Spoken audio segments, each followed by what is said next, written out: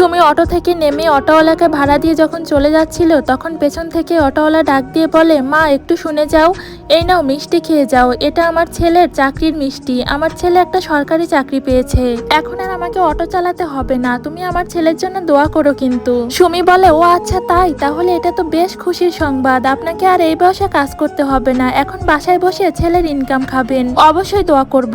এর কয়েক মাস পরে সুমি গাড়ি নিয়ে যখন তার অফিসে ঢুকছিল তখন দেখতে পাই দারোয়ানের চাকরি করছে সেই বৃদ্ধ অটোওয়ালা। সুমি তার কাছে গিয়ে বলে, আঙ্কেল আপনি এখানে সিকিউরিটি গার্ডের চাকরি কেন করছেন, আপনার ছেলে না সরকারি চাকরি পেয়েছে?